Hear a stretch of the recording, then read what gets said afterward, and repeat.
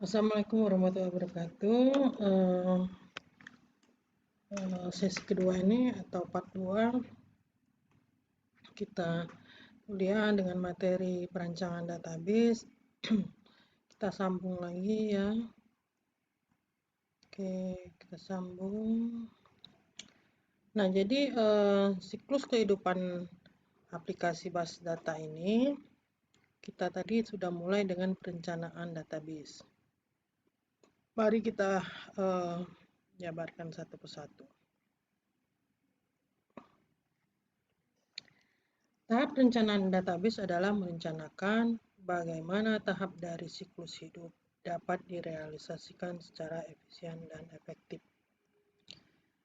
Nah, pada tahap 1 perencanaan basis data ini, hal-hal yang perlu dilakukan adalah pertama, evaluasi sistem yang ada.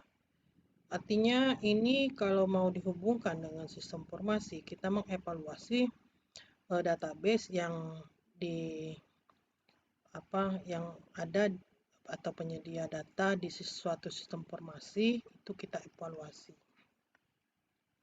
Lalu pengembangan standarisasi dari pengumpulan data, format data, proses perancangan, dan implementasi. Jadi kita kembangkan mulai dari kita mengumpulkan data-data yang ada di objek yang diteliti, lalu format-format datanya, lalu bagaimana proses merancangnya dan mengimplementasikan. Lalu kita rencanakan kelayakan secara teknologi. Apakah database atau sistem informasi yang didukung dengan database yang akan dikembangkan ini secara teknologi itu sudah layak. Artinya penggunaan teknologi database, lalu penggunaan teknologi yang terkait ini sudah cukup layak sehingga kita perlu mengembangkan database maupun sistem informasi. Secara kelayakan operasional, apakah pada saat dioperasikan nanti, misalnya orang-orangnya itu sudah cukup familiar dengan sistem ataupun dengan teknologi yang ada. Jadi kalau sudah familiar ya tidak kesulitan lagi untuk mengoperasikan teknologi maupun sistem informasi dan database yang ada di dalam sistem tersebut. Lalu kelayakan secara ekonomi, apakah pada saat dikembangkan database ini atau perancangan database ini secara ekonomi, artinya kita membutuhkan software yang berbasis database itu cukup mahal. Apakah sudah layak untuk suatu perusahaan atau organisasi maupun perusahaan. Lalu yang berikutnya tahap kedua itu pendefinisian sistem. Nah, pendefinisian sistem di sini adalah pendefinisian ruang lingkup sistem basis data, para pengguna, aplikasi yang digunakan, lalu para pengguna dan aplikasi untuk masa yang akan datang, lalu pendefinisian batasan-batasan dari sistem database. Lebih kurang seperti ini ya, kalau dirangkum. Jadi kita mendefinisikan sistem ini berapa luas atau berapa lingkup ya, sebesar apa sistem yang akan kita buat atau sebesar apa database yang akan kita buat. Kalau kita ngomongin database rumah sakit berarti besar. Rumah sakit ada database di dalamnya, data dokter, data pasien, data obat, data pembayaran, data apotik, data operasi, data apalagi dan lain-lain ya. Nah, itu kalau tidak dibatasi seperti itu, artinya database rumah sakit besar. Tapi kalau kita batasi perancangan database itu adalah merancang database database registrasi pasien. Nah, itu yang berhubungan dengan registrasi pasien saja.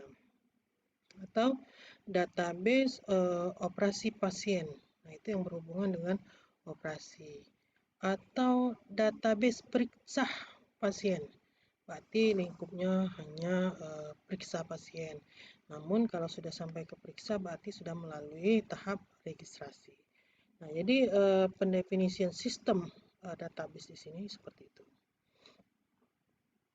Nah, atau banyak aplikasi database atau base data dengan banyak view. Artinya contoh ruang lingkup sistem informasi akademik.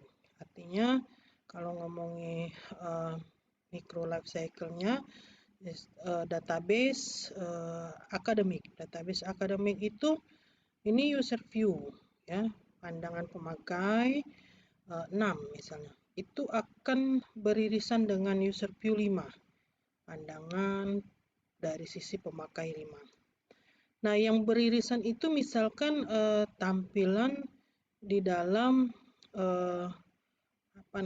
data mahasiswa. Data mahasiswa itu misalnya ini pandangan pemakainya dari sisi dosen. Dosen bisa melihat data mahasiswa misalnya. Selain dosen, siapa lagi? Admin misalnya. Atau mahasiswa itu sendiri. Oke. Jadi itu irisan. Lalu di sini ada irisan lagi, database akademik misalkan. Database akademik ini irisannya antara nilai mahasiswa itu adalah dosen yang memberi nilai, lalu si mahasiswa, lalu siapa lagi yang bisa melihat ini? Nilai ini misalkan. Nah, jadi itu bisa saja di dalam database itu akan beririsan dalam hal user view. Ya. Tahap 3. Tahap 3 pengumpulan dan analisis data.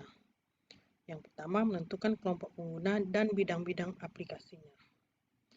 Jadi menentukan aplikasi utama dan kelompok pengguna yang akan menggunakan base data, lalu individu utama pada tiap kelompok pengguna dan bidang aplikasi yang telah dipilih merupakan partisipan utama pada langkah-langkah berikutnya dari pengumpulan dan spesifikasi data. Jadi, aplikasi utama dan kelompok pengguna yang akan menggunakan base data ini dikelompokkan dan bidang-bidang aplikasinya. Lalu yang kedua, peninjauan dokumentasi yang ada.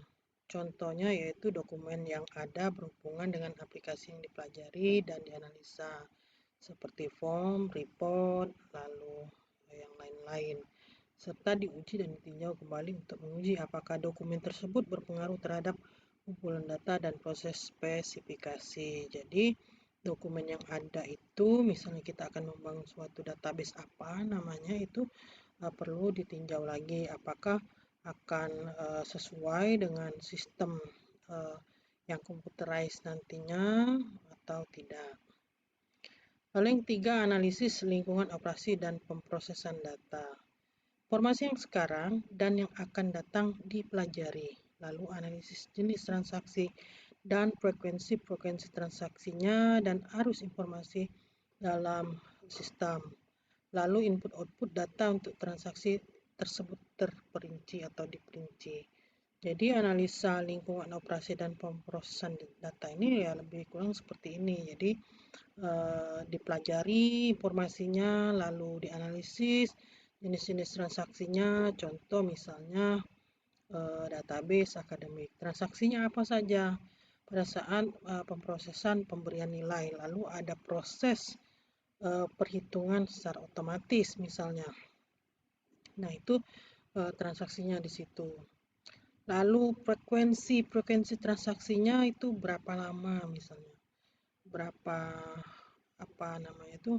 waktunya yang digunakan. Lalu inputnya apa saja pada saat melakukan transaksi itu. Misalnya untuk transaksi proses penilaian itu data apa saja, misalnya data nilai, lalu data mahasiswa akan terhubung dan seterusnya. Lalu yang keempat, daftar pertanyaan dan wawancara.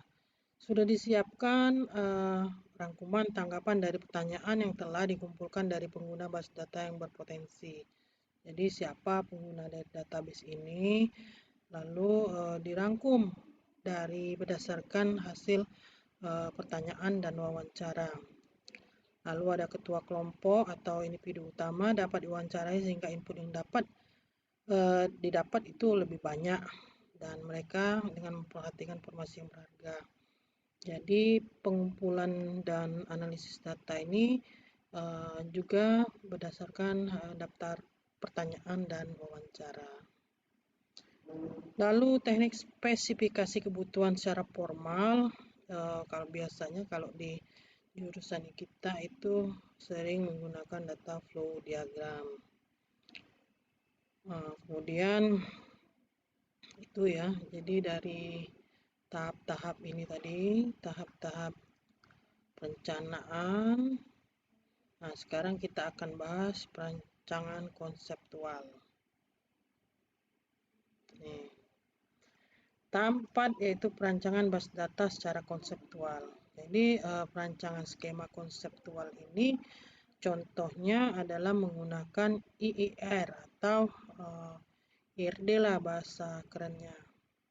Pendekatan yang dilakukan bisa terpusat, artinya kebutuhan dari aplikasi kelompok itu digabung menjadi kumpulan global, kemudian dirancang skema konsep global.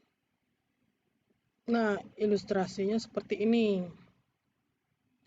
Jadi dari berbagai user view ya, ini akan terhubung dengan satu atau digabungkan menjadi satu sehingga kebutuhan itu terpusat, dibuat seperti ini, terpusat ya. Lalu contoh dari IRD seperti ini ya, ada apa sih namanya ini, entitas, lalu ada atribut, lalu ada relationship ya. Nah, jadi ini 3 yang utama ya, dan terhubung antar objek ini ya atau entitas ini menjadi suatu entity relationship diagram ya, dan ini berdasarkan data tabel. Lalu pendekatan yang kedua adalah integrasi view. Untuk masing-masing kebutuhan aplikasi maupun kelompok pengguna dirancang skema konseptual tersendiri atau view, kemudian view tersebut diintegrasikan dalam skema konseptual global ya.